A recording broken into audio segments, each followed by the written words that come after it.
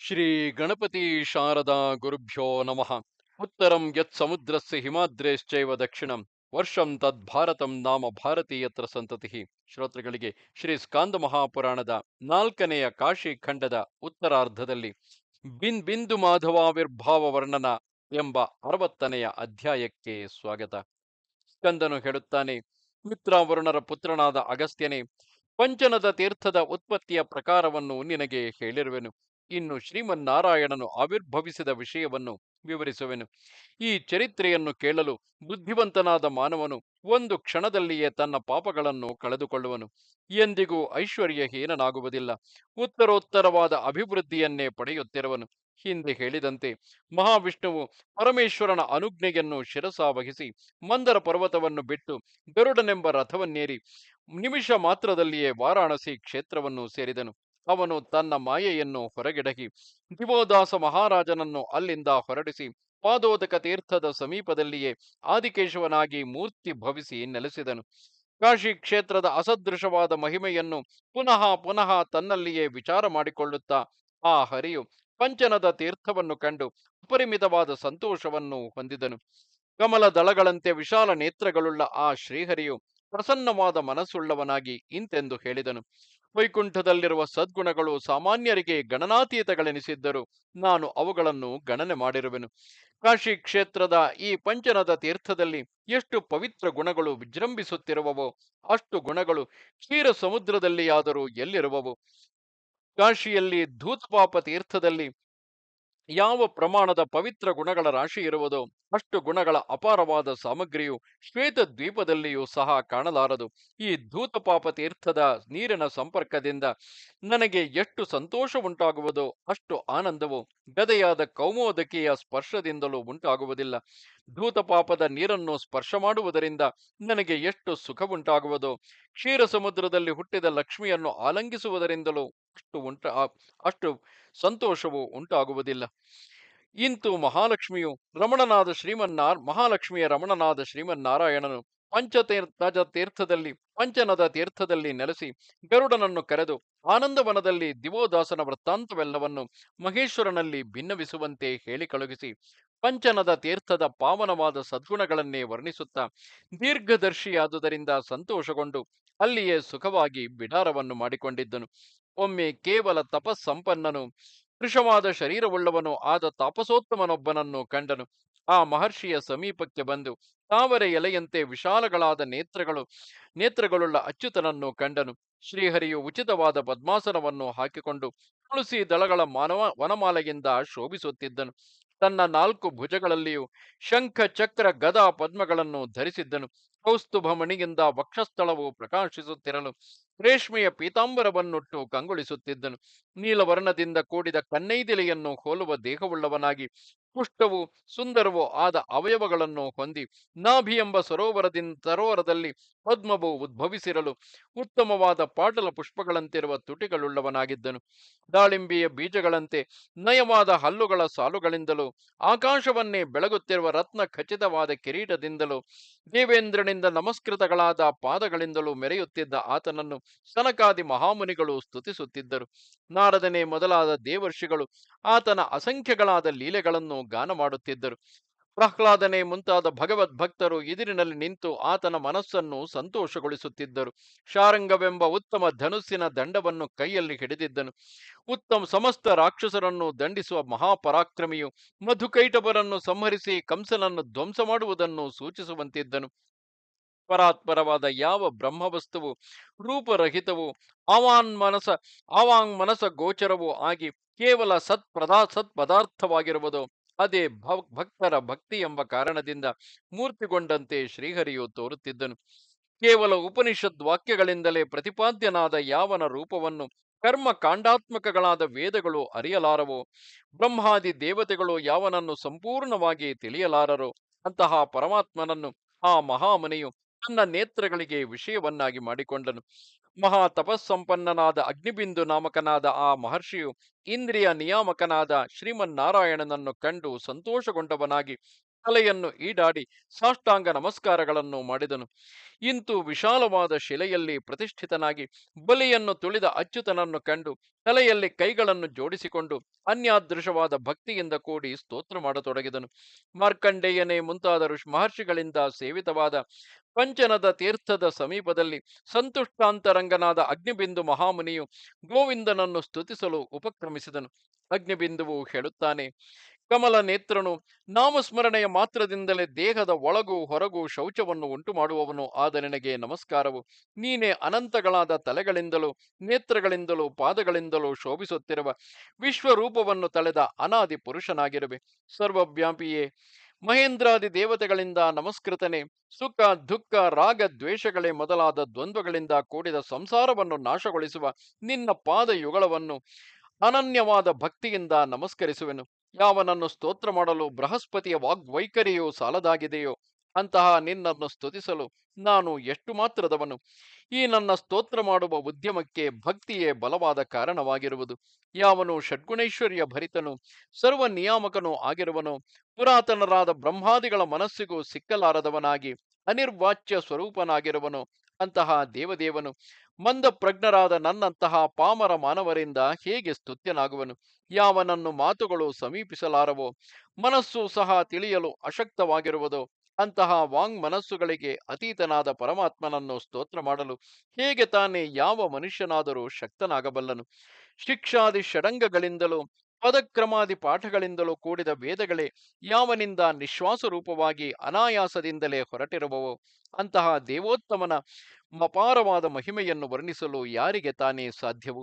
ಅಕುಂಠಿತಗಳಾದ ಮನಸ್ಸು, ಬುದ್ಧಿ, ಇಂದ್ರಿಯ ಶಕ್ತಿಗಳುಳ್ಳ ಸನಕಾದಿ ಮುನಿಗಳೇ ಯಾವನನ್ನು ನಿರಂತರವೂ ಹೃದಯಾಕಾಶದಲ್ಲಿ ಧ್ಯಾನಿಸುತ್ತಿದ್ದರು ಯಥಾರ್ಥ ಸ್ವರೂಪವನ್ನು ತಿಳಿಯಲಾರರೋ, ಆ ಪರಮಾತ್ಮನು ಆ ಜನ್ಮ ಬ್ರಹ್ಮಚಾರಿಗಳಾದ ನಾರದನೇ ಮುಂತಾದ ಮುನಿಶ್ರೇಷ್ಠರಿಂದ ಗಾನ ಮಾಡಲ್ಪಡುತ್ತಿರುವ ಮಹಾಮಹಿಮೆಯುಳ್ಳವನಾದರೂ ಅವರು ಸಹ ಆತನ ಸ್ವರೂಪವನ್ನು ನಿಶ್ಚಿತವಾಗಿ ತಿಳಿದವರಲ್ಲ.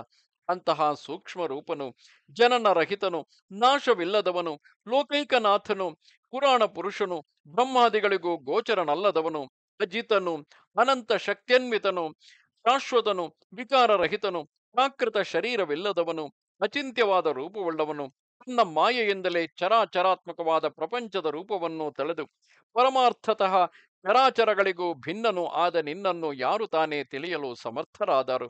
ಮುರಧ್ವಂಸಿಯೇ, ನಿನ್ನ ಅನಂತ ನಾಮಗಳಲ್ಲಿ ಒಂದೊಂದು ಸಹ ಪಾಪಿಗಳು ಜನ್ಮಾಂತರಗಳಲ್ಲಿ ಅರ್ಜಿಸಿದ ಪಾತಕಗಳನ್ನು ಕಳೆದು ಉತ್ತಮ ಪದವಿಯನ್ನು ದೊರಕಿಸಿಕೊಡುವುದು.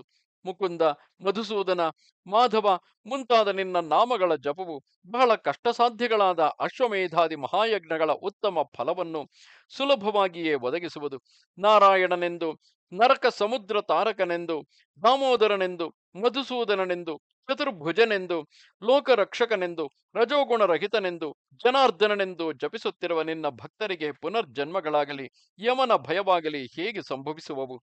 ಶ್ರೀವತ್ಸ ಚಿಹ್ನಿತ ವಕ್ಷವುಳ್ಳವನೇ, ಭಕ್ತರ ಪಾತಕಗಳನ್ನು ಪರಿಹರಿಸುವವನೇ, ನಾಶರಹಿತನೇ, ಕೈಟಭ ಮರ್ದನನೇ, ಗೋವಿಂದನೇ, ಗರುಡ ವಾಹನನೇ, ಕೇಶವನೇ, ಚಕ್ರಾಯುಧಪಾಣಿಯೇ, ಲಕ್ಷ್ಮೀ ರಮಣನೆ, ರಾಕ್ಷಸ ಸಂಹಾರಕನೇ, ಸಾರಂಗವೆಂಬ ಧನುಸ್ಸನ್ನು ಹಿಡಿದವನೇ, ನಿನ್ನ ಭಕ್ತಿಗೆ ಭಾಜನನಾದ ಮಾನವನಿಗೆ ಸ್ವಲ್ಪವೂ ಎಲ್ಲಿಯೂ ಭಯವೆಂಬುದಿಲ್ಲ.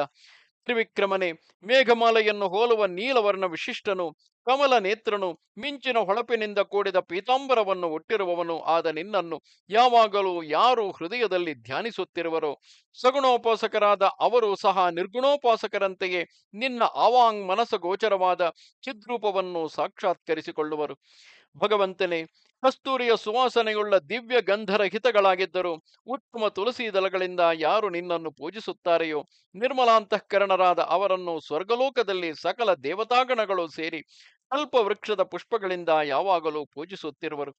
ಕಮಲಗಳಂತೆ ವಿಶಾಲಗಳಾದ ನೇತ್ರಗಳುಳ್ಳ ಸ್ವಾಮಿಯೇ, ಯಾವನ ಮಾತುಗಳಲ್ಲಿ ಸಕಲಾಭೀಷ್ಟಪ್ರದವಾದ ನಿನ್ನ ನಾಮಸ್ಮರಣೆ ಇರುವುದೋ, ಯಾವನ ಕಿವಿಗಳಲ್ಲಿ ನಿನ್ನ ಸತ್ಕಥೆಯ ಲಲಿತ ಪದಗಳು ಬೀಳುತ್ತಿರುವವೋ, ಯಾವನ ಮನಸ್ಸೆಂಬ ಪಟದಲ್ಲಿ ನಿನ್ನ ಸುಂದರ ರೂಪವು ಚಿತ್ರಿತವಾಗಿರುವುದೋ, ಅವರಿಗೆ ಅನಿರ್ವಾಚ್ಯವಾದ ಬ್ರಹ್ಮ ಪದವಿಯೂ ಸಹ ಅಲಭ್ಯವಾದುದಲ್ಲವು. ಆದಿಶೇಷನ ಮೇಲೆ ಮಲಗಿರುವ ಲಕ್ಷ್ಮೀರಮಣನೆ, ಸ್ವರ್ಗ ಮೋಕ್ಷಗಳನ್ನೊಳಗೊಂಡ ಸಕಲ ಸೌಖ್ಯ ಪರಂಪರೆಗಳನ್ನು ಭಜಕರಿಗೆ ಕೊಡುವುದರಲ್ಲಿ ನಿಸ್ಸೀಮನಾದ ನಿನ್ನನ್ನು ಯಾರು ಭಜಿಸುವರೋ ಅವರನ್ನು ಯಮ, ಮಹೇಂದ್ರ, ಕುಬೇರರೇ ಮೊದಲಾದ ದೇವತೆಗಳೆಲ್ಲರೂ ನಿರಂತರವೂ ಸ್ವರ್ಗಲೋಕದಲ್ಲಿ ಸುಮ್ಮಾನ ಮಾಡುತ್ತಿರುವರು. ಪದ್ಮಹಸ್ತನೆ, ಪದ್ಮಾಯತ ಲೋಚನನೆ, ಸಕಲ ಸಿದ್ಧಿಪ್ರದನಾದ ನಿನ್ನನ್ನು ನಿತ್ಯವೂ ಯಾರು ಸ್ತೋತ್ರ ಮಾಡುವರೋ ಅವರನ್ನು ಸ್ವರ್ಗವಾಸಿಗಳಾದ ಸಿದ್ಧರು, ಅಪ್ಸರರು, ಇತರ ದೇವ ಸಮೂಹಗಳು ಸ್ತೋತ್ರ ಮಾಡುವರು. ನಿನ್ನನ್ನುಳಿದು ಬೇರೆ ಯಾರು ಭಕ್ತರಿಗೆ ಮನೋಹರಳಾದ ಮೋಕ್ಷ ಲಕ್ಷ್ಮಿಯನ್ನು ಕೈಗೂಡಿಸಿಕೊಡಲು ಶಕ್ತರಾಗಿರುವರು. ನೀನೇ ಕಾಲಗತಿಯನ್ನು ಅನುಸರಿಸಿ ನಿನ್ನ ಲೀಲಾವಿಭೂತಿಯಾದ ಪ್ರಪಂಚವನ್ನು ನಾಶ ಮಾಡುವೆ, ಕಾಪಾಡುವೆ, ಸೃಷ್ಟಿ ಮಾಡುವೆ. ಲೀಲೆಯಿಂದಲೇ ಅನೇಕ ಅವತಾರಗಳನ್ನು ಎತ್ತುತ್ತಿರುವೆ. ಬ್ರಹ್ಮನಿಂದ ವಂದಿತವಾದ ಚರಣ ದ್ವಂದ್ವವುಳ್ಳವನೇ, ಪರಾತ್ಪರನೇ, ನೀನೇ ಬ್ರಹ್ಮಾಂಡವು, ನೀನೇ ಅದಕ್ಕೆ ನಿಯಾಮಕನು, ನೀನೇ ಅದರ ವಿಸ್ತಾರಕ್ಕೆ ಬೀಜರೂಪನಾಗಿರುವೆ. ನಿನಗೆ ನಿತ್ಯವೂ ಶರಣಾಗತನಾಗಿರುವೆನು. ರಾಕ್ಷಸ ಶ್ರೇಷ್ಠರನ್ನು ನಿಗ್ರಹಿಸಿದವನೇ, ಸರ್ವವ್ಯಾಪಿಯೇ, ಸಂಸಾರ ರೂಪನೇ, ನೀನೇ ಸ್ತೋತ್ರ ಮಾಡುವವನು, ನೀನೇ ಸ್ತೋತ್ರವು, ಸ್ತೋತ್ರಕ್ಕೆ ವಿಷಯನಾಗಿರುವವನು ನೀನೇ. ನೀನೊಬ್ಬನೇ ಈ ಸಮಸ್ತ ಬ್ರಹ್ಮಾಂಡವೂ ಆಗಿರುವೆ. ನಿನ್ನ ಕಂಶವಿಲ್ಲದ, ನಿನಗಿಂತ ಭಿನ್ನವಾಗಿರುವ ಯಾವೊಂದು ಪದಾರ್ಥವನ್ನು ಕಾಣಲಾರದವನಾಗಿರುವೆನು. ನನಗೆ ಸಂಸಾರದಲ್ಲಿರುವ ಗಾಢವಾದ ಅನುರಾಗವನ್ನು ನಾಶ ಮಾಡು. ಇಂತೆಂದು ಮಹಾತಪಸ್ವಿಯಾದ ಅಗ್ನಿಬಿಂದುವು ಮಹಾವಿಷ್ಣುವನ್ನು ಸ್ತೋತ್ರ ಮಾಡಿ ಸುಮ್ಮನೆ ನಿಂತುಕೊಳ್ಳಲು ಶ್ರೀಮನ್ನಾರಾಯಣನು ವರವನ್ನು ಕೊಡಲೆಳಿಸಿ ಮುನಿಯನ್ನು ಕುರಿತು ಹೇಳತೊಡಗಿದನು. ವಿಷ್ಣುವು ಹೇಳುತ್ತಾನೆ, ಅಗ್ನಿಬಿಂದುವೆ, ನೀನು ಮಹಾಬುದ್ಧಿಶಾಲಿಯಾಗಿರುವೆ, ಮಹತ್ತರವಾದ ತಪಸ್ಸಿನ ನೆಲೆಯಾಗಿರುವೆ. ನಿನಗೆ ಬೇಕಾದ ವರವನ್ನು ಕೇಳು. ನಿನ್ನಲ್ಲಿ ನಾನು ಸುಪ್ರೀತನಾಗಿರುವೆನು. ನಿನಗೆ ಕೊಡಬಾರದ ವಸ್ತುವು ಭೂಲೋಕದಲ್ಲಿ ಯಾವುದೂ ಇಲ್ಲವು. ಅಗ್ನಿಬಿಂದುವು ಹೇಳುತ್ತಾನೆ, ವೈಕುಂಠ ನಾಯಕನು, ಲೋಕೇಶ್ವರನು, ಕಮಲಾಕಾಂತನು ಆದ ಭಗವಂತನೇ, ನೀನು ನನ್ನ ತಪಸ್ಸಿನಿಂದ ಸಂತೋಷಗೊಂಡಿರುವೆಯಾದರೆ ಈಗ ನಾನು ಪ್ರಾರ್ಥಿಸುವ ವರವನ್ನು ಕೊಡುವವನಾಗು. ಕಣ್ಣು ಹುಬ್ಬುಗಳ ಸಂಜ್ಞೆಯಿಂದಲೇ ಶ್ರೀಹರಿಯ ಅಪ್ಪಣೆಯನ್ನು ಪಡೆದು ಆ ತಪಸ್ವಿಯು ಸಂತುಷ್ಟ ಮನಸ್ಸಿನಿಂದ ಪ್ರಣಾಮ ಮಾಡಿ ಕೇಶವನಲ್ಲಿ ವರವನ್ನು ಬೇಡಿದನು. ಭಗವಂತನೇ, ಸಕಲ ಪ್ರಾಣಿಗಳಿಗೂ ವಿಶೇಷವಾಗಿ ಮುಮುಕ್ಷುಗಳಾದ ಭಕ್ತರಿಗೂ ಹಿತವನ್ನುಂಟು ಮಾಡಲು ಈ ಪಂಚನದ ತೀರ್ಥದಲ್ಲಿ ಸರ್ವವ್ಯಾಪಿಯಾಗಿದ್ದರು ನಿನ್ನ ವಿಶೇಷ ಸಾನ್ನಿಧ್ಯವನ್ನು ಅನುಗ್ರಹಿಸು. ಲಕ್ಷ್ಮೀಕಾಂತನಾದ ನೀನು ಈ ವರವನ್ನು ಮನಃಪೂರ್ವಕವಾಗಿ ನನಗೆ ಕೊಡಬೇಕು. ನಿನ್ನ ಪಾದ ಕಮಲಗಳಲ್ಲಿ ನನಗೆ ಅಚಲವಾದ ಭಕ್ತಿಯನ್ನು ಕೊಡು. ಇವುಗಳಲ್ಲದೆ ಬೇರೆ ಯಾವ ವರವನ್ನು ನಾನು ಬೇಡುವುದಿಲ್ಲ. ಮಧುಸೂದನನಾದ ಶ್ರೀಕಾಂತನು ಅಗ್ನಿಬಿಂದುವು ಕೇವಲ ಪರೋಪಕಾರ ಬುದ್ಧಿಯಿಂದಲೇ ಪ್ರಾರ್ಥಿಸಿಕೊಂಡ ಈ ವರವನ್ನು ಕೇಳಿ ಸುಪ್ರೀತನಾಗಿ ಹಾಗೆಯೇ ಆಗಲೆಂದು ಅನುಗ್ರಹಿಸಿದನು. ವಿಷ್ಣುವು ಹೇಳುತ್ತಾನೆ, ಮುನಿಶ್ರೇಷ್ಠನಾದ ಅಗ್ನಿಬಿಂದುವೆ, ನಿನ್ನ ಪ್ರಾರ್ಥನೆಯನ್ನು ಅಂಗೀಕರಿಸಿ ನಾನು ಕಾಶಿ ಕ್ಷೇತ್ರದಲ್ಲಿ ಭಕ್ತಿಯುಕ್ತರಾದ ಸಕಲ ಮನುಷ್ಯರಿಗೂ ಮೋಕ್ಷ ಮಾರ್ಗವನ್ನು ಉಪದೇಶಿಸುತ್ತಾ ಇಲ್ಲಿಯೇ ಶಾಶ್ವತವಾಗಿ ನೆಲೆಸಿರುವೆನು. ಮಹಾಮುನಿಯೇ, ಪರಹಿತಕಾರಕನಾದ ನಿನ್ನ ಬೇಡಿಕೆಯಿಂದ ಮತ್ತು ಪ್ರಸನ್ನನಾಗಿರುವೆನು. ಇನ್ನೊಂದು ವರವನ್ನು ಕೇಳು, ಅದನ್ನು ಕೊಡುವೆನು. ನೀನು ನನ್ನ ಅತ್ಯಂತ ಅಂತರಂಗ ಭಕ್ತನಾಗಿರುವೆ. ನಿನಗೆ ನನ್ನಲ್ಲಿ ದೃಢವಾದ ಭಕ್ತಿ ಇರುವುದು. ತಪೋನಿಧಿಯೇ, ಮೊದಲೇ ನಾನು ಇಲ್ಲಿ ನೆಲೆಸಬೇಕೆಂಬ ಅಭಿಲಾಷೆಯುಳ್ಳವನಾಗಿದ್ದೆನು. ಮೇಲಾಗಿ ನೀನು ಸಹ ಅದನ್ನೇ ಪ್ರಾರ್ಥಿಸಿರುವೆ. ಆದುದರಿಂದ ನಿಜವಾಗಿಯೂ ನಾನು ಯಾವಾಗಲೂ ಇಲ್ಲಿಯೇ ಸನ್ನಿಹಿತನಾಗಿರುವೆನು. ದುರ್ಬುದ್ಧಿಯಾದವನ ಹೊರತು ಜ್ಞಾನಿಯಾಗಿ ಕಾಶಿ ಕ್ಷೇತ್ರವನ್ನು ಸೇರಿದ ಯಾವ ಮನುಷ್ಯನೂ ಬಿಟ್ಟು ಹೋಗುವುದಿಲ್ಲ. ಅಮೂಲ್ಯವಾದ ಮಾಣಿಕ್ಯವನ್ನು ತಿರಸ್ಕರಿಸಿ ಯಾರು ತಾನೇ ಗಾಜಿನ ಚೂರನ್ನು ಅಪೇಕ್ಷಿಸುವರು? ಅತ್ಯಲ್ಪವಾದ ಶ್ರಮದಿಂದಲೇ ಇಲ್ಲಿ ಶರೀರವನ್ನು ತ್ಯಜಿಸುವುದರಿಂದಲೇ ಕ್ಷಿಪ್ರವಾದ ಮುಕ್ತಿಯು ದೊರೆಯುವಂತೆ ಮತ್ತೆ ಯಾವ ಕ್ಷೇತ್ರದಲ್ಲಿ ದೊರೆಯುವುದು? ವಾರ್ಧಕ್ಯದಿಂದ ಶಿಥಿಲವಾದ ಪಾಂಚಭೌತಿಕ ದೇಹವನ್ನು ಇಲ್ಲಿ ಕಳೆದುಕೊಂಡ ಮಹಾಪ್ರಾಜ್ಞರು ಮರಣರಹಿತವಾದ ದಿವ್ಯ ದೇಹವನ್ನು ಪಡೆಯದಿರುವರೆ? ಕಾಶಿಯಲ್ಲಿ ದೇಹವನ್ನು ಬಿಡುವ ಸುಲಭೋಪಾಯದಿಂದ ಮೋಕ್ಷ ಪದವಿಯು ಸಿಕ್ಕುವಂತೆ ಇತರ ಕ್ಷೇತ್ರಗಳಲ್ಲಿ ಕಷ್ಟಸಾಧ್ಯಗಳಾದ ತಪಸ್ಸುಗಳಿಂದಲೂ ದಾನಗಳಿಂದಲೂ ಬಹುದಕ್ಷಿಣೆಗಳಿಂದ ಕೂಡಿದ ಯಜ್ಞ ಯಾಗಾದಿಗಳಿಂದಲೂ ಸಿಕ್ಕಲಾರದು. ಮನಸ್ಸನ್ನು ಸಂಯಮನ ಮಾಡಿಕೊಂಡು ಯೋಗಾಭ್ಯಾಸದಲ್ಲಿಯೇ ನಿರತರಾಗಿರುವ ಯೋಗಿಗಳು ಅನೇಕ ಜನ್ಮಗಳ ಸಾಧನೆಯಿಂದ ಪಡೆಯಲಾರದ ಮೋಕ್ಷವನ್ನು ಕಾಶಿಯಲ್ಲಿ ಒಂದು ಸಲ ದೇಹತ್ಯಾಗದಿಂದಲೇ ಸಾಧಿಸಿಕೊಳ್ಳುವರು. ಈ ಕಾಶಿಯಲ್ಲಿ ದೇಹವನ್ನು ಬಿಡುವುದೇ ಮಹಾದಾನವು. ಇದೇ ಮಹತ್ತರವಾದ ತಪಸ್ಸು. ಇದೇ ಸರ್ವೋತ್ತಮವಾದ ವ್ರತಾಚರಣೆಯು. ಯಾವನು ಕಾಶಿ ಕ್ಷೇತ್ರವನ್ನು ಹೊಂದಿ ಪುನಃ ಬಿಟ್ಟು ಹೋಗುವುದಿಲ್ಲವೋ ಅವನೇ ಲೋಕದಲ್ಲಿ ವಿದ್ವನ್ಮಣಿಯು, ಅವನೇ ಜಿತೇಂದ್ರಿಯನು, ಅವನೇ ಪುಣ್ಯವಂತನು, ಧನ್ಯತವನಾದವನು. ಮುನಿಯೇ, ಈ ಕಾಶಿ ಕ್ಷೇತ್ರವು ಇರುವವರೆಗೂ ನಾನು ಇಲ್ಲಿಯೇ ನೆಲೆಸಿರುವೆನು. ಶಿವನ ತ್ರಿಶೂಲದ ಕೊನೆಯಲ್ಲಿ ನೆಲೆಸಿರುವ ಈ ಕ್ಷೇತ್ರಕ್ಕೆ ಪ್ರಳಯ ಕಾಲದಲ್ಲಿಯೂ ನಾಶವಿಲ್ಲವಷ್ಟೇ. ಇಂತೆಂದ ಮಹಾವಿಷ್ಣುವಿನ ನುಡಿಗಳನ್ನು ಕೇಳಿ ಮಹಾಮುನಿಯಾದ ಅಗ್ನಿಬಿಂದುವು ಸಂತೋಷದಿಂದ ಮೈ ನವಿರೆಳುತ್ತಿರಲು ಹೀಗೆ ಹೇಳತೊಡಗಿದನು. ಸ್ವಾಮಿಯೇ, ಪುನಃ ಮತ್ತೊಂದು ವರವನ್ನು ಬೇಡುವೆನು. ರಮಾಕಾಂತನೇ, ಪವಿತ್ರವಾದ ಈ ಪಂಚನದ ತೀರ್ಥದಲ್ಲಿ ನೀನು ನನ್ನ ಹೆಸರಿನಿಂದಲೇ ನೆಲೆಸಿ ಭಕ್ತರಲ್ಲದವರಿಗೂ ಭಕ್ತರಿಗೂ ಯಾವಾಗಲೂ ಮೋಕ್ಷವನ್ನು ತೋರಿಸುತ್ತಿರು. ಯಾವ ಮಾನವರು ಈ ಪಂಚನದ ತೀರ್ಥದಲ್ಲಿ ಸ್ನಾನವನ್ನು ಮಾಡಿಕೊಂಡು ದೇಶಾಂತರಗಳಿಗೆ ಹೋಗಿ ಅಲ್ಲಿಯೇ ಮರಣವನ್ನು ಹೊಂದುವರೋ ಅವರಿಗೂ ಸಹ ನೀನು ಮೋಕ್ಷ ಮಾರ್ಗವನ್ನು ತೋರಿಸಿಕೊಡು. ಯಾರು ಪಂಚನದದಲ್ಲಿ ಸ್ನಾನವನ್ನು ಮಾಡಿ ನಿನ್ನನ್ನು ಪೂಜಿಸುವರೋ ಆ ಮನುಷ್ಯರಿಗೆ ಚಂಚಲಗಳಾದ ಐಹಿಕ ಭೋಗಗಳು ಶಾಶ್ವತವಾದ ಮೋಕ್ಷ ಲಕ್ಷ್ಮಿಯು ಎಂದಿಗೂ ಎಡಬಿಡದಿರಲಿ. ವಿಷ್ಣುವು ಹೇಳುತ್ತಾನೆ, ಅಗ್ನಿಬಿಂದು ಮಹರ್ಷಿಯೇ, ನೀನು ಬೇಡಿಕೊಂಡ ವರದಂತೆಯೇ ಎಲ್ಲವೂ ನಡೆಯಲಿ. ಇಲ್ಲಿರುವ ನನ್ನ ಮೂರ್ತಿಯ ಹೆಸರು ನಿನ್ನ ಹೆಸರಿನ ಅರ್ಧದಿಂದಲೂ ನನ್ನ ಹೆಸರಿನಿಂದಲೂ ಕೂಡಿರುವುದು. ಮಹಾಮುನಿಯೇ, ಕಾಶಿಯಲ್ಲಿ ನನಗೆ ಉಂಟಾಗಿರುವ ಬಿಂದುಮಾಧವನೆಂಬ ಈ ನಾಮವು ಮೂರು ಲೋಕಗಳಲ್ಲಿಯೂ ಪ್ರಖ್ಯಾತವಾಗಿ ಮಹಾಪಾತಕಗಳನ್ನು ನಾಶಗೊಳಿಸುವ ಮಹಿಮೆಯುಳ್ಳದ್ದಾಗಿರುವುದು. ಪುಣ್ಯವಂತರಾದ ಯಾವ ನರರು ಪವಿತ್ರವಾದ ಈ ಪಂಚನದ ತೀರ್ಥದಲ್ಲಿ ಯಾವಾಗಲೂ ನನ್ನನ್ನು ಸೇವಿಸುತ್ತಿರುವರೋ ಅವರಿಗೆ ಸಂಸಾರದ ಭಯವಾದರೂ ಎಲ್ಲಿಯದು. ಪಂಚನದದಲ್ಲಿ ನೆಲೆಸಿರುವ ನನ್ನ ರೂಪವು ಯಾರ ಹೃದಯದಲ್ಲಿ ದೃಢವಾಗಿರುವುದೋ ಅವರಿಗೆ ಧನರೂಪವಾದ ಲಕ್ಷ್ಮಿಯು ಮೋಕ್ಷ ಲಕ್ಷ್ಮಿಯು ಯಾವಾಗಲೂ ಪಾರ್ಶ್ವವರ್ತಿಗಳಾಗಿಯೇ ಇರುವರು. ಯಾರು ಪಂಚನದವನ್ನು ಹೊಂದಿ ಆ ತೀರ್ಥದಲ್ಲಿ ಬ್ರಾಹ್ಮಣರನ್ನು ಸಂತೋಷಗೊಳಿಸುವುದಿಲ್ಲವೋ ಅವರ ಐಶ್ವರ್ಯವೆಲ್ಲವೂ ಶೀಘ್ರವಾಗಿಯೇ ವಿಪತ್ತಿಗೊಳಗಾಗಿ ನಾಶವಾಗುವುದು. ಯಾರು ನನ್ನ ಸಾನ್ನಿಧ್ಯವನ್ನು ಹೊಂದಿ ತಮ್ಮ ಸರ್ವಸ್ವವನ್ನು ನನ್ನಲ್ಲಿಯೇ ಅರ್ಪಿಸುವರೋ ಅವರೇ ಈ ಲೋಕದಲ್ಲಿ ಧನ್ಯರಾದವರು, ಅವರೇ ಕೃತಕೃತ್ಯರು. ಈ ತೀರ್ಥವು ಇನ್ನು ಮೇಲೆ ನಿನ್ನ ಹೆಸರಿನಿಂದ ಬಿಂದು ತೀರ್ಥವೆಂದು ಕರೆಯಲ್ಪಡುವುದು. ಮುನಿವರ್ಯನಾದ ಅಗ್ನಿಬಿಂದುವೆ, ಇದು ಸ್ನಾನ ಮಾಡುವವರ ಸಮಸ್ತ ಪಾತಕಗಳನ್ನು ಕಳೆಯುವುದು. ಕಾರ್ತೀಕ ಮಾಸದಲ್ಲಿ ಯಾವನು ಬ್ರಹ್ಮಚರ್ಯ ವ್ರತವನ್ನು ಪಾಲಿಸುತ್ತಾ ಸೂರ್ಯೋದಯವಾಗುವುದಕ್ಕೆ ಮುಂಚೆಯೇ ಬಿಂದು ತೀರ್ಥದಲ್ಲಿ ಸ್ನಾನವನ್ನು ಮಾಡುವನೋ ಅವನಿಗೆ ಸೂರ್ಯಪುತ್ರನಾದ ಯಮನ ಭಯವಾದರೂ ಎಲ್ಲಿಯದು. ಮೋಹದಿಂದ ಮನುಷ್ಯನು ಸಾವಿರ ಪಾತಕಗಳನ್ನು ಮಾಡಿದ್ದರೂ ಒಂದು ಸಲ ಕಾರ್ತೀಕ ಮಾಸದಲ್ಲಿ ಪಶ್ಚಾತ್ತಾಪಯುಕ್ತನಾಗಿ ಧರ್ಮತೀರ್ಥದಲ್ಲಿ ಸ್ನಾನವನ್ನು ಮಾಡಲು ಕ್ಷಣ ಮಾತ್ರದಲ್ಲಿಯೇ ನಿಷ್ಕಳಂಕನಾಗುವನು. ಈ ದೇಹವು ಎಲ್ಲಿಯವರೆಗೆ ನಿರೋಗವಾಗಿರುವುದೋ ಇಂದ್ರಿಯಗಳು ಶಿಥಿಲಗಳಾಗುವುದಿಲ್ಲವೋ ಅಷ್ಟರಲ್ಲಿಯೇ ವೃತಾಚರಣಾದಿಗಳೆಲ್ಲವನ್ನೂ ಮುಗಿಸಿಕೊಳ್ಳಬೇಕು. ವೃತಾಚರಣೆಯಿಂದಲೇ ದೇಹಧಾರಣೆಯು ಸಾರ್ಥಕವೆನಿಸಿರುವುದು. ಒಂದೇ ಭೋಜನದಿಂದಾಗಲಿ ಅಯಾಚಿತವಾಗಿ ಲಭಿಸಿದ್ದ ರಾತ್ರಿಯ ಅನ್ನದಿಂದಾಗಲಿ ಉಪವಾಸದಿಂದಾಗಲಿ ಅಶುಚಿ ಪದಾರ್ಥಗಳ ಮೂಟೆಯಾದ ಈ ಶರೀರವನ್ನು ಚೆನ್ನಾಗಿ ಶುದ್ಧಿ ಮಾಡಬೇಕು. ದೇಹದಂಡನೆಗಾಗಿ ಕೃಷ್ಣ ಚಾಂದ್ರಾಯಣಾದಿ ವ್ರತಗಳನ್ನು ಅವಶ್ಯವಾಗಿಯೂ ಕೈಗೊಳ್ಳಬೇಕು. ಈ ಪ್ರಾಯಶ್ಚಿತ್ತ ವ್ರತಗಳ ಆಚರಣೆಯಿಂದ ಅಶುಚಿ ಭಾಂಡವಾದ ದೇಹವು ಶುಚಿಯಾಗುವುದು. ವ್ರತಗಳಿಂದ ಪರಿಶುದ್ಧವಾದ ದೇಹದಲ್ಲಿ ಧರ್ಮವು ಸ್ಥಿರವಾಗಿ ನೆಲೆಸುವುದು. ಧರ್ಮವು ನಿಂತಿರುವೆಡೆಯಲ್ಲಿಯೇ ಅರ್ಥ, ಕಾಮ ಮತ್ತು ಮೋಕ್ಷಗಳೆಂಬ ಮಿಕ್ಕ ಮೂರು ಪುರುಷಾರ್ಥಗಳು ಒಡಗೂಡಿರುವವು. ಆದುದರಿಂದ ಮಾನವರು ಸರ್ವಕಾಲಗಳಲ್ಲಿಯೂ ವ್ರತಗಳನ್ನು ಆಚರಿಸುತ್ತಿರಬೇಕು. ಚತುರ್ವರ್ಗಗಳ ಫಲಗಳನ್ನು ಅಪೇಕ್ಷಿಸುವವರಿಗೆ ಅವುಗಳೇ ಧರ್ಮದ ಸಾನ್ನಿಧ್ಯವನ್ನು ಉಂಟು ಮಾಡಿಕೊಡುವವು.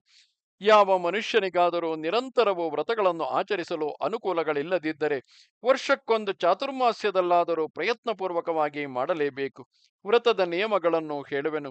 ಭೂಮಿಯಲ್ಲಿ ಶಯನ, ಸ್ತ್ರೀಸಂಗ ಪರಿತ್ಯಾಗ, ಊಟದಲ್ಲಿ ಯಾವುದಾದರೂ ಭಕ್ಷ್ಯವನ್ನು ಬಿಟ್ಟು ಬಿಡುವುದು, ಒಂದೇ ಹೊತ್ತಿನ ಊಟದ ನಿಯಮ, ತನ್ನ ಶಕ್ತಿಯನ್ನು ಅನುಸರಿಸಿ ನಿತ್ಯವೂ ದಾನಗಳನ್ನು ಕೊಡುತ್ತಿರುವುದು, ಪುರಾಣಗಳನ್ನು ಕೇಳುವುದು, ಅವುಗಳ ಉಪದೇಶಗಳನ್ನು ಆಚರಣೆಯಲ್ಲಿ ತಂದುಕೊಳ್ಳುವುದು, ಅಖಂಡ ದೀಪವನ್ನು ಹೊತ್ತಿಸುವುದು, ಇಷ್ಟ ದೇವತೆಗೆ ಉತ್ತಮ ರೀತಿಯಿಂದ ಪೂಜೆಯನ್ನು ಮಾಡುವುದು, ಇವು ಕಾರ್ಯಗಳು. ಇನ್ನು ವರ್ಜನೀಯಗಳನ್ನು ಹೇಳುವೆನು. ಬುದ್ಧಿಶಾಲಿಯಾದ ಮನುಷ್ಯನು ತನ್ನ ಧರ್ಮವನ್ನು ಅಭಿವೃದ್ಧಿಗೊಳಿಸುವ ಉದ್ದೇಶದಿಂದ ಬಹಳವಾಗಿ ಬೀಜಗಳಿಂದಲೂ ಮೊಳಕೆಗಳಿಂದಲೂ ಕೂಡಿರುವ ನೆಲದಲ್ಲಿ ಓಡಾಡುವುದನ್ನು ಪ್ರಯತ್ನದಿಂದ ಬಿಟ್ಟು ಬಿಡಬೇಕು. ಚಾತುರ್ಮಾಸ್ಯ ವ್ರತವನ್ನು ಅಂಗೀಕರಿಸಿದವನು ಸವ್ಯವಹಾರಕ್ಕೆ ಅನರ್ಹರಾದ ಪತಿತಾದಿಗಳೊಡನೆ ಸಂಭಾಷಣೆಯನ್ನು ಮಾಡಬಾರದು. ಯಾವಾಗಲೂ ಮೌನವನ್ನೇ ಸಾಧಿಸಬೇಕು ಅಥವಾ ಸತ್ಯವನ್ನೇ ನುಡಿಯಬೇಕು. ಮರದಲ್ಲಿ ಕೇರಿದ ಧಾನ್ಯಗಳನ್ನು, ಕಡಲೆ ಮತ್ತು ಕೋದ್ರವ ಧಾನ್ಯಗಳನ್ನು ಚಾತುರ್ಮಾಸ್ಯ ವ್ರತಿಯು ತ್ಯಜಿಸಬೇಕು ಮತ್ತು ಯಾವಾಗಲೂ ಪರಿಶುದ್ಧನಾಗಿದ್ದು ಮೈಲಿಗೆಯವರನ್ನು ಎಂದಿಗೂ ಮುಟ್ಟಬಾರದು. ಪ್ರತಿದಿನವೂ ನಿಯಮದಿಂದ ಹಲ್ಲುಗಳನ್ನು, ಕೂದಲನ್ನು, ಬಟ್ಟೆಗಳನ್ನು ಶೋಧಿಸುತ್ತಿರಬೇಕು. ವ್ರತಿಯಾದವನು ಹೃದಯದಲ್ಲಿಯೂ ಸಹ ಯಾರಿಗೂ ಯಾವ ವಿಧವಾದ ಅನಿಷ್ಟದ ಚಿಂತನೆಯನ್ನು ಮಾಡಬಾರದು. 12 ತಿಂಗಳುಗಳಲ್ಲಿಯೂ ವ್ರತವನ್ನು ಆಚರಿಸುವುದರಿಂದ ಯಾವ ಫಲವು ಲಭಿಸುವುದೋ ಅಖಂಡವಾಗಿ ಒಂದು ಚಾತುರ್ಮಾಸ್ಯವನ್ನು ನಡೆಸುವುದರಿಂದಲೂ ಆ ಫಲವೇ ಕೈಗೂಡುವುದರಲ್ಲಿ ಸಂಶಯವಿಲ್ಲ. 4 ಮಾಸಗಳಲ್ಲಿಯೂ ಏಕಪ್ರಕಾರವಾಗಿ ವ್ರತವನ್ನು ಆಚರಿಸಲು ಸಾಮರ್ಥ್ಯವಿಲ್ಲದವನು ವರ್ಷದ ಫಲವನ್ನು ಅಪೇಕ್ಷಿಸಿದಲ್ಲಿ ಕಾರ್ತೀಕದ 1 ಮಾಸದಲ್ಲಿಯಾದರೂ ವ್ರತಿಯಾಗಿರಲೇಬೇಕು. ಯಾವ ಮೂಢ ಮಾನವರು ಯಾವ ವಿಧವಾದ ನಿಯಮಗಳನ್ನು ಅನುಸರಿಸದೆ ಕಾರ್ತೀಕ ಮಾಸವನ್ನು ವ್ಯರ್ಥವಾಗಿ ಕಳೆಯುವರು ಅವರು ಹಂದಿಗಳಿಗೆ ಸಮಾನರಾದವರೇ ಹೊರತು ಅವರಿಗೆ ಎಂದಿಗೂ ಪುಣ್ಯದ ಶೇಷಾಂಶವು ಲಭಿಸಲಾರದು. ಕಾರ್ತೀಕ ಮಾಸವು ಪ್ರಾಪ್ತವಾಗಲು ಪುಣ್ಯವಂತನಾದವನು ಕೃಚ್ಛ್ರದಿಂದಾಗಲಿ ಅತಿ ಕೃಚ್ಛ್ರದಿಂದಾಗಲಿ ಪ್ರಾಜಾಪತ್ಯದಿಂದಾಗಲಿ ತನ್ನ ಶಕ್ತಿಯನ್ನು ಅನುಸರಿಸಿ ತಿಂಗಳನ್ನು ಕಳೆಯಬೇಕು. ವ್ರತಿಯಾದವನು ಕಾರ್ತೀಕದಲ್ಲಿ 1 ದಿನವಾಗಲಿ 3 ದಿವಸವಾಗಲಿ 5 ದಿವಸವಾಗಲಿ 7 ದಿವಸವಾಗಲಿ ವ್ರತವನ್ನು ಆಚರಿಸಬೇಕು. ಪಕ್ಷ ವ್ರತವನ್ನಾಗಲಿ ಮಾಡಬೇಕು. ಮಾಸದ ಪೂರ್ತಿಯನ್ನು ಉಪವಾಸದಿಂದಲಾದರೂ ಕಳೆಯಬಹುದು. ಯಾವ ವ್ರತಿಯೂ ಎಂದಿಗೂ ಕಾರ್ತೀಕ ಮಾಸವನ್ನು ನಿಷ್ಪ್ರಯೋಜನವಾಗಿ ಕಳೆಯಬಾರದು. ಕಾರ್ತೀಕ ಮಾಸದ ವ್ರತವನ್ನು ಕೈಗೊಂಡವನು ಶಾಖಗಳನ್ನಾಗಲಿ ಹಾಲನ್ನಾಗಲಿ ಫಲಗಳನ್ನಾಗಲಿ ಯವಾನ್ನವನ್ನಾಗಲಿ ಸ್ವೀಕರಿಸುತ್ತಾ ಇತರ ಆಹಾರಗಳನ್ನು ತ್ಯಜಿಸಬೇಕು. ಕಾರ್ತೀಕ ಮಾಸದಲ್ಲಿ ವ್ರತವನ್ನು ಹಿಡಿದವನು ದೈನಂದಿನಗಳು ನೈಮಿತ್ತಿಕಗಳು ಆದ ಸ್ನಾನಗಳನ್ನು ಮಾಡುತ್ತಿರಬೇಕು. ಈ ಮಹಾವ್ರತದ ಫಲವನ್ನು ಅಪೇಕ್ಷಿಸುವವನು ಮಾಸ ಪರ್ಯಂತವೂ ಬ್ರಹ್ಮಚರ್ಯವನ್ನು ಕಾಪಾಡಿಕೊಂಡಿರಬೇಕು. ಯಾವನು ನಿರ್ಮಲ ಮನಸ್ಕನಾಗಿ ಕಾರ್ತೀಕ ಮಾಸವನ್ನು ಬ್ರಹ್ಮಚರ್ಯ ವ್ರತದಲ್ಲಿ ಕಳೆಯುವನು ಅವನು ವರ್ಷವೆಲ್ಲವನ್ನು ಬ್ರಹ್ಮಚರ್ಯದಲ್ಲಿಯೇ ಕಳೆದಂತೆಯೇ ಗಣಿಸಲ್ಪಡುವನು. ಯಾವ ಮನುಷ್ಯನು ಈ 1 ಮಾಸವನ್ನು ಉಪವಾಸಗಳಿಂದ ಕಳೆಯುವನೋ ಅವನಿಂದ ವರ್ಷವೆಲ್ಲವೂ ಉಪವಾಸಗಳಲ್ಲಿಯೇ ಕಳೆಯಲ್ಪಟ್ಟಂತೆಯೇ ಆಗುವುದು. ಯಾರು ಸೊಪ್ಪುಗಳಿಂದಾಗಲಿ ಆ ಹಾಲಿನ ಆಹಾರದಿಂದಾಗಲಿ ಕಾರ್ತೀಕ ಮಾಸವನ್ನು ಕಳೆಯುವರೋ ಅವರು ವರ್ಷವನ್ನೆಲ್ಲ ಅದೇ ಆಹಾರದಿಂದಲೇ ಕಳೆದ ಪುಣ್ಯವನ್ನು ಪಡೆಯುವರು. ಕಾರ್ತೀಕ ಮಾಸದಲ್ಲಿ ಪ್ರತಿಯೊಬ್ಬ ಮಾನವನು ಎಲೆಗಳಲ್ಲಿಯೇ ಭೋಜನವನ್ನು ಮಾಡಬೇಕು. ಕಂಚಿನ ತಟ್ಟೆಗಳನ್ನು ಖಂಡಿತವಾಗಿಯೂ ತ್ಯಜಿಸಬೇಕು. ಯಾವನು ಕಂಚಿನ ಪಾತ್ರೆಯಲ್ಲಿ ಭೋಜನವನ್ನು ಮಾಡುವನೋ ಅವನಿಗೆ ವ್ರತಾಚರಣೆಯ ಫಲವು ಲಭಿಸುವುದಿಲ್ಲ. ಕಂಚಿನ ಪಾತ್ರೆಯ ಈ ನಿಯಮವನ್ನು ಕೈಗೊಂಡವನು ತುಪ್ಪದಿಂದ ತುಂಬಿರುವ ಕಂಚಿನ ಪಾತ್ರೆಯನ್ನು ದಾನ ಮಾಡಬೇಕು. ಕಾರ್ತೀಕದಲ್ಲಿ ಜೇನುತುಪ್ಪವನ್ನು ಸೇವಿಸಬಾರದು. ಇದು ಅತ್ಯಂತ ನೀಚವಾದ ಗತಿಗೆ ಸೆಳೆಯುವುದು. ಮಧುವನ್ನು ತ್ಯಾಗ ಮಾಡಿದವನು ಘೃತವನ್ನು ಸಕ್ಕರೆ ಬೆರೆಸಿದ ಪಾಯಸವನ್ನು ದಾನ ಮಾಡಬೇಕು. ಈ ಮಾಸದಲ್ಲಿ ಅಭ್ಯಂಗನದಲ್ಲಾಗಲಿ ಅಡಿಗೆಯಲ್ಲಾಗಲಿ ಎಣ್ಣೆಯನ್ನು ಉಪಯೋಗಿಸಬಾರದು. ನಿಷ್ಕಲ್ಮಶನಾದ ಅಗಸ್ತ್ಯನೇ, ಆ ತಿಂಗಳಲ್ಲಿ ಅಭ್ಯಂಜನದಲ್ಲಿಯೂ ಅಡಿಗೆಯಲ್ಲಿಯೂ ಎಣ್ಣೆಯನ್ನು ಉಪಯೋಗಿಸುವುದರಿಂದ ಮನುಷ್ಯನು ನರಕವಾಸವನ್ನು ಅನುಭವಿಸುವನು. ತೈಲ ತ್ಯಾಗವನ್ನು ಮಾಡಿದುದರ ಸೂಚಕವಾಗಿ 1 ಕೊಳಗದಳತೆಯ ಎಳ್ಳನ್ನು ಚಿನ್ನದ ದಕ್ಷಿಣೆಯೊಡನೆ ದಾನ ಮಾಡಬೇಕು. ಯಾವನು ಕಾರ್ತೀಕ ಮಾಸದಲ್ಲಿ ಮತ್ಸ್ಯಾಹಾರವನ್ನು ಸೇವಿಸುವನೋ ಅವನು ತಿಮಿಂಗಿಲಗಳ ಜನ್ಮವನ್ನು ತಾಳುವನು. ಮಾಂಸ ಭೋಜನ ಮಾಡಿದವನು ಇವು ರಕ್ತಗಳಲ್ಲಿ ಕ್ರಿಮಿಯಾಗಿ ಜನಿಸುವನು. ಸಾಧಾರಣವಾಗಿ ಮಾಂಸಾಹಾರವನ್ನು ಸ್ವೀಕರಿಸುವ ರಾಜರೂ ಸಹ ಆ ಮಾಸದಲ್ಲಿ ಅದನ್ನು ತ್ಯಜಿಸುವರು. ಯಾವ ಮನುಷ್ಯನಾದರೂ ಮತ್ಸ್ಯ ಮಾಂಸಗಳನ್ನು ವರ್ಜಿಸಿದ ಹೊರತು ವೃತ ತತ್ಪರನಾಗಲಾರನು. ಮತ್ಸ್ಯ ಮಾಂಸಗಳನ್ನು ತಿಂದ ದೋಷದಿಂದ ಮನುಷ್ಯನು ಸಹ ವಾಸದೂರನಾಗುವುದು ನಿಶ್ಚಯವು. ಈ ನಿಯಮವನ್ನು ಸ್ವೀಕರಿಸಿದವನು ಮತ್ಸ್ಯವನ್ನು ಮಾಂಸವನ್ನು ದಾನ ಮಾಡಬೇಕು. ಅವುಗಳೊಂದಿಗೆ ಕುಂಬಳಕಾಯಿಗಳನ್ನು 10 ಸುವರ್ಣ ದಕ್ಷಿಣೆಯೊಡಗೊಂಡ ಉದ್ದು ಧಾನ್ಯವನ್ನು ಕೊಡಬೇಕು. ಕಾರ್ತೀಕ ಮಾಸದಲ್ಲಿ ಮೌನದಿಂದ ಊಟವನ್ನು ಮಾಡುವವನು ಅಮೃತವನ್ನೇ ಸೇವಿಸುವನು. ಮೌನ ವ್ರತದ ಸಾಫಲ್ಯಕ್ಕಾಗಿ ಒಳ್ಳೆಯ ಗಂಟೆಯನ್ನು ಎಳ್ಳನ್ನು ಹಿರಣ್ಯ ದ್ರವ್ಯದೊಡನೆ ದಾನ ಮಾಡಬೇಕು. ಕಾರ್ತೀಕದಲ್ಲಿ ಯಾವ ಸತ್ಪುರುಷನು ಭೋಜನದಲ್ಲಿ ಉಪ್ಪನ್ನು ತ್ಯಜಿಸುವನೋ ಅವನು ಸರ್ವ ರಸಗಳನ್ನು ತ್ಯಜಿಸಿದವನಾಗುವನು. ಈ ವ್ರತವನ್ನು ಕೈಗೊಂಡವನು ಗೋದಾನವನ್ನು ಮಾಡಬೇಕು. ಭೂಮಿಯಲ್ಲಿ ಮಲಗುವವನು ಕಾರ್ತೀಕ ವ್ರತದ ಫಲವಾಗಿ ಪುನಃ ಭೂಲೋಕದ ಸಂಪರ್ಕವನ್ನು ಹೊಂದುವುದಿಲ್ಲ. ಭೂಷಯನ ವ್ರತಿಯಾದವನು ಮಂಚವೊಂದನ್ನು ಹಾಸಿಗೆ ತಲೆದಿಂಬುಗಳೊಡನೆ ದಾನ ಮಾಡಬೇಕು. ತುಪ್ಪದ ಬತ್ತಿಯಿಂದ ಕೂಡಿದ ಅಖಂಡ ದೀಪವನ್ನು ಯಾವನು ಕಾರ್ತೀಕ ಮಾಸದಲ್ಲಿ ಬೆಳಗಿಸುವನೋ ಅವನು ಸಂಸಾರ ಮೋಹವೆಂಬ ಅಂಧಕಾರದಲ್ಲಿ ಬಿದ್ದು ದುರ್ಗತಿಯನ್ನು ಹೊಂದುವುದಿಲ್ಲ. ಯಾವನು ಕಾರ್ತೀಕ ಮಾಸದ ಕತ್ತಲೆಯ ರಾತ್ರಿಯಲ್ಲಿ ದೀಪಗಳ ಸಾಲುಗಳಿಂದ ಬೆಳದಿಂಗಳನ್ನು ಉಂಟು ಮಾಡುವನೋ ಅವನು ಎಂದಿಗೂ ತಾಮಿಶ್ರ ಅಂಧತಮಿಶ್ರಗಳೆಂಬ ನರಕಗಳನ್ನು ನೋಡುವುದಿಲ್ಲ. ಕಾರ್ತೀಕ ಮಾಸದಲ್ಲಿ ದೀಪದಾನವನ್ನು ಮಾಡಲು ಪಾಪವೆಂಬ ಕಗ್ಗತ್ತಲೆಗೆ ವೈರಿಯಾಗುವನು. ಆ ಮಾನವನು ಕೋಪದಿಂದ ಕಪ್ಪಾದ ಯಮಧರ್ಮನ ಮುಖವನ್ನು ನೋಡುವುದಿಲ್ಲ. ಯಾವನು ನನ್ನ ಸನ್ನಿಧಿಯಲ್ಲಿ ಬತ್ತಿಯಿಂದ ಕೂಡಿದ ಉಜ್ವಲವಾದ ದೀಪವನ್ನು ಬೆಳಗಿಸುವನೋ ಅವನು ಸ್ಥಾವರ ಜಂಗಮಾತ್ಮಕವಾದ ಈ ಬ್ರಹ್ಮಾಂಡವೆಲ್ಲವನ್ನು ಚಿನ್ಮಯವಾದದ್ದಾಗಿಯೇ ಕಾಣುವನು. ಕಾರ್ತೀಕ ಮಾಸದಲ್ಲಿ ನನಗೆ ಅಂದರೆ ಬಿಂದುಮಾಧವನಿಗೆ ಪಂಚಾಮೃತಗಳ ಕಳಶಗಳಿಂದ ಅಭಿಷೇಕಗಳನ್ನು ಮಾಡಿಸಿದ ಪುಣ್ಯವಂತನಾದ ಮನುಷ್ಯನು ಕ್ಷೀರ ಸಮುದ್ರದ ದಡವನ್ನು ಸೇರಿ ಕಲ್ಪಾಂತ್ಯದವರೆಗೂ ಅಲ್ಲಿಯೇ ಸೌಖ್ಯದಿಂದ ವಾಸ ಮಾಡುತ್ತಿರುವನು. ಕಾರ್ತೀಕ ಮಾಸದ ಪ್ರತಿಯೊಂದು ರಾತ್ರಿಯಲ್ಲಿಯೂ ನನ್ನ ಸನ್ನಿಧಿಯಲ್ಲಿ ದೀಪಮಾಲಿಕೆಯಿಂದ ಯಾವನು ಭಕ್ತಿಯುಕ್ತನಾಗಿ ಬೆಳಕನ್ನುಂಟು ಮಾಡುವನೋ ಅವನು ಪುನಃ ಗರ್ಭವಾಸವೆಂಬ ಅಂಧಕಾರವನ್ನು ಪ್ರವೇಶಿಸುವುದಿಲ್ಲ. ಆ ಮಾಸದಲ್ಲಿ ಯಾವನು ತುಪ್ಪದ ಬತ್ತಿಯ ದೀಪವನ್ನು ನನ್ನ ಎದುರಿನಲ್ಲಿ ಹೊತ್ತಿಸಿಡುವನೋ ಅವನಿಗೆ ಮರಣವು ಸನ್ನಿಹಿತವಾದ ಭಯಸ್ಥಾನದಲ್ಲಿಯೂ ಬುದ್ಧಿಭ್ರಂಶವು ಉಂಟಾಗುವುದಿಲ್ಲವು. ಯಾವ ಮಾನವರು ಕಾರ್ತೀಕ ಮಾಸದಲ್ಲಿ ಭಕ್ತಿ ತತ್ಪರರಾಗಿ ಬಿಂದು ತೀರ್ಥದಲ್ಲಿ ಸ್ನಾನವನ್ನು ಮಾಡಿಕೊಂಡು ನನ್ನ ಮಹಾಯಾತ್ರೆಯನ್ನು ನಡೆಸುವರೋ ಅವರಿಗೆ ಮೋಕ್ಷವು ಅನತಿ ದೂರದಲ್ಲಿಯೇ ಇರುವುದು. ದಾಮೋದರನೇ, ರಾಕ್ಷಸ ಶ್ರೇಷ್ಠ ಸಂಹಾರಕನೇ, ಕಾರ್ತೀಕ ಮಾಸದ ವ್ರತವನ್ನು ಕೈಗೊಂಡು ವಿದ್ಯುಕ್ತ ರೀತಿಯಿಂದ ಸ್ನಾನವನ್ನು ಮಾಡಿದ ನನ್ನ ಅರ್ಘ್ಯವನ್ನು ಸ್ವೀಕರಿಸು. ಕೃಷ್ಣನೇ, ಸಕಲ ಪಾತಕಗಳನ್ನು ನಾಶಗೊಳಿಸುವ ಕಾರ್ತೀಕ ಮಾಸದ ನಿಮಿತ್ತದಿಂದ ಸ್ನಾನ ಮಾಡಿದ ನನ್ನ ಈ ಅರ್ಘ್ಯವನ್ನು ರಾಧೆಯೆಂದೊಡಗೂಡಿದ ನೀನು ಸ್ವೀಕರಿಸು. ಈ ಎರಡು ಮಂತ್ರಗಳನ್ನು ಪಠಿಸುತ್ತಾ ಚಿನ್ನ, ನವರತ್ನಗಳು, ಪುಷ್ಪಗಳು ಮತ್ತು ತೀರ್ಥೋದಕಗಳಿಂದ ಕೂಡಿದ ಶಂಖದಿಂದ ಯಾವ ಪುಣ್ಯವಂತನು ನನಗೆ ಅರ್ಘ್ಯಗಳನ್ನು ಕೊಡುವನೋ ಅವನಿಗೆ ಉತ್ತಮ ಪರ್ವಕಾಲದಲ್ಲಿ ಸತ್ಪಾತ್ರನಾದವನಿಗೆ ಸಂಕಲ್ಪಪೂರ್ವಕವಾಗಿ ಸುವರ್ಣಮಯವಾದ ಭೂಮಂಡಲವನ್ನೇ ದಾನ ಮಾಡಿದ ಪುಣ್ಯವು ಲಭಿಸುವುದು. ಆ ಮಾಸದ ಶುಕ್ಲ ಪಕ್ಷದ ಏಕಾದಶಿಯ ದಿನವೇ ನನಗೆ ಉತ್ಥಾನ ಏಕಾದಶಿ ಎನಿಸುವುದು. ಆ ದಿನವು ಪ್ರಾಪ್ತವಾಗಲು ಮಾನವನು ಬಿಂದು ತೀರ್ಥದಲ್ಲಿ ಸ್ನಾನವನ್ನು ಮಾಡಿ ರಾತ್ರಿಯಲ್ಲಿ ಜಾಗರಣೆಯನ್ನು ಮಾಡಬೇಕು. ದ್ವಾದಶಿಯ ಪ್ರಾತಃ ಕಾಲದಲ್ಲಿ ಅಸಂಖ್ಯಾಕಗಳಾದ ದೀಪಗಳನ್ನು ಬೆಳಗಿಸಿ ಶಕ್ತಿ ಅನುಸಾರವಾಗಿ ನನ್ನ ಮೂರ್ತಿಯನ್ನು ಅಲಂಕರಿಸಿ ಮಂಗಳ ವಾದ್ಯಗಳ ಘೋಷಗಳಿಂದಲೂ ಪುರಾಣ ಶ್ರವಣಾದಿ ಸತ್ಕಾಲ ಕ್ಷೇಪಗಳಿಂದಲೂ ಸೂರ್ಯೋದಯವನ್ನು ನಿರೀಕ್ಷಿಸಬೇಕು. ಇಂತು ಪೌರ್ಣಮಿಯ ತಿಥಿಯು ಬರುವವರೆಗೂ ಅತ್ಯಂತ ವೈಭವ ಮಹೋತ್ಸವವನ್ನು ನಡೆಸಬೇಕು. ಅಂದಿನ ದಿನದಲ್ಲಿ ನನ್ನ ಸಂತೋಷಕ್ಕಾಗಿ ಭಕ್ತನಾದವನು ಸಕಲ ಮಾನವರಿಗೂ ಅನ್ನದಾನವನ್ನು ಮಾಡಬೇಕು. ಅಂತಹ ಮನುಷ್ಯನು ಮಹಾಪಾತಕಗಳನ್ನು ಮಾಡಿದವನಾದರೂ ಪುನಃ ಸ್ತ್ರೀಯ ಜಠರವನ್ನು ಪ್ರವೇಶಿಸುವುದಿಲ್ಲ. ಬಿಂದು ತೀರ್ಥದಲ್ಲಿ ಸ್ನಾನವನ್ನು ಮಾಡಿ ಬಿಂದು ಮಾಧವ ನಾಮಕನಾದ ನನ್ನನ್ನು ಇಲ್ಲಿ ಯಾವನು ಪೂಜಿಸುವನೋ ಅವನು ನಿಶ್ಚಯವಾಗಿಯೂ ಮೋಕ್ಷವನ್ನು ಪಡೆಯುವನು. ಮಹಾಮುನಿಯಾದ ಅಗ್ನಿಬಿಂದುವೆ, ಸತ್ಯಯುಗದಲ್ಲಿ ನನ್ನನ್ನು ಆದಿಮಾಧವನೆಂಬ ಹೆಸರಿನಿಂದ ಪೂಜಿಸಬೇಕು. ತ್ರೇತಾಯುಗದಲ್ಲಿ ನಾನು ಸಕಲಾಭೀಷ್ಟಗಳನ್ನು ಕೊಡುವ ಅನಂತ ಮಾಧವನೆಂದು ತಿಳಿಯಬೇಕು. ದ್ವಾಪರದಲ್ಲಿ ಪರಮ ಪುರುಷಾರ್ಥಗಳನ್ನು ಕೈಗೂಡಿಸುವ ಶ್ರೀಧಮಾಧವನೆಂಬ ಹೆಸರುಳ್ಳವನಾಗಿರುವೆನು. ಕಲಿಯುಗದಲ್ಲಿ ಕಲಿಕಲ್ಮಷಗಳನ್ನೆಲ್ಲ ಧ್ವಂಸ ಮಾಡುವ ನಾನು ಬಿಂದು ಮಾಧವನೆಂಬ ಹೆಸರುಳ್ಳವನೆಂದು ತಿಳಿಯಬೇಕು. ಕಲಿಕಾಲದಲ್ಲಿ ಕಲ್ಮಷಗಳಿಂದ ಕೂಡಿದ ಅಂತಃಕರಣಗಳುಳ್ಳ ಮಾನವರು ನನ್ನನ್ನು ಯಥಾರ್ಥವಾಗಿ ತಿಳಿಯಲಾರರು. ಸರ್ವಮೋಹಕವಾದ ನನ್ನ ಮಾಯೆಯಿಂದಲೇ ಭ್ರಾಂತರಾಗಿ ಜೀವೇಶ್ವರರ ಭೇದಗಳನ್ನು ಅನುವಾದ ಮಾಡುವುದರಲ್ಲಿಯೇ ನಿರತರಾಗಿರುವರು. ನನ್ನಲ್ಲಿಯೇ ಭಕ್ತಿಯನ್ನು ಮಾಡುತ್ತಾ ಯಾರು ಮಹೇಶ್ವರನನ್ನು ದ್ವೇಷಿಸುವರೋ ಅವರು ನನಗೂ ದ್ವೇಷ್ಯರೆಂದೇ ತಿಳಿಯಬೇಕು. ಅವರು ಪಿಶಾಚ ಪದವಿಯನ್ನು ಹೊಂದುವರು. ಪಿಶಾಚ ಜನ್ಮವನ್ನು ಪಡೆದಿದ್ದರು ಕಾಲಭೈರವನ ಅಪ್ಪಣೆಯಂತೆ 30,000 ವರ್ಷಗಳವರೆಗೂ ದುಃಖ ಸಮುದ್ರದಲ್ಲಿ ಮುಳುಗಿದವರಾಗಿ ಬಳಿಕ ವಿಶ್ವೇಶ್ವರನ ಅನುಗ್ರಹದಿಂದಲೇ ಮೋಕ್ಷವನ್ನು ಪಡೆಯುವರು. ಆದುದರಿಂದ ಸರ್ವರಿಗೂ ಅಂತರಾತ್ಮನಾದ ವಿಶ್ವೇಶ್ವರನಲ್ಲಿ ದ್ವೇಷವನ್ನು ಮಾಡಬಾರದು.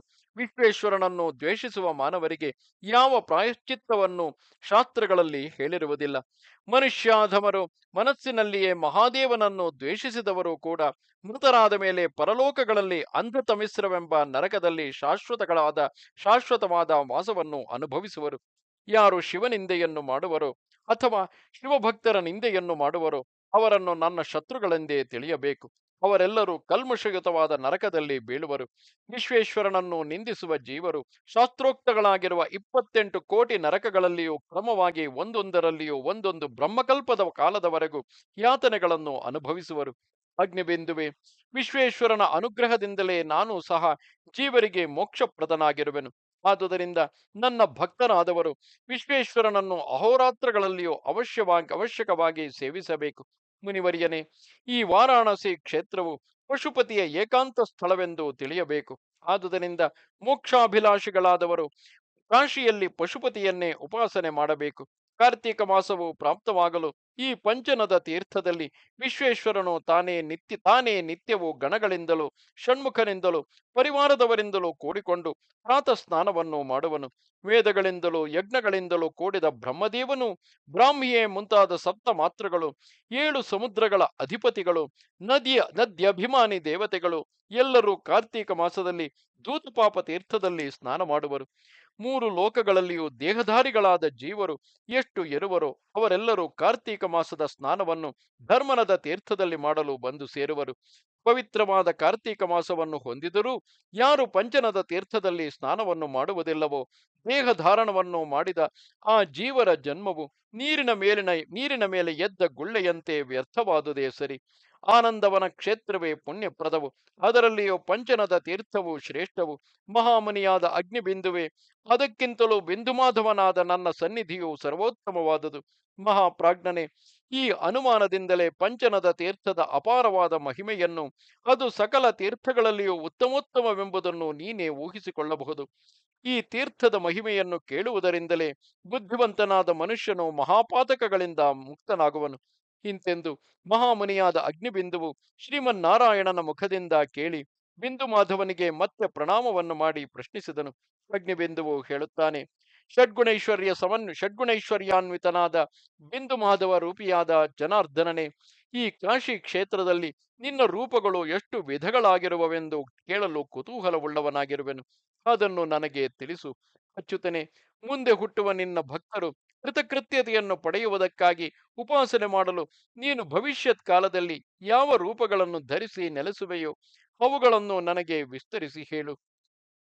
ಇಲ್ಲಿಗೆ 81,000 ಶ್ಲೋಕಗಳ ಸಂಹಿತೆಯೆಂದು ಪ್ರಸಿದ್ಧವಾದ ಶ್ರೀ ಸ್ಕಾಂದ ಮಹಾಪುರಾಣದ 4ನೆಯ ಕಾಶಿ ಖಂಡದ ಉತ್ತರಾರ್ಧದಲ್ಲಿ ಬಿಂದು ಮಾಧವಾವಿರ್ಭಾವ ವರ್ಣನವೆಂಬ 60ನೆಯ ಅಧ್ಯಾಯವು ಮುಗಿದುದು. ನಮಸ್ತೆ ಶಾರದೆ ದೇವಿ, ಕಾಶ್ಮೀರ ಪುರವಾಸಿನಿ, ತ್ವಾಮಹಂ ಪ್ರಾರ್ಥಯೇ ನಿತ್ಯಂ, ವಿದ್ಯಾದಾನಂಚ ದೇಹಿಮೆ. ನಮಸ್ಕಾರ.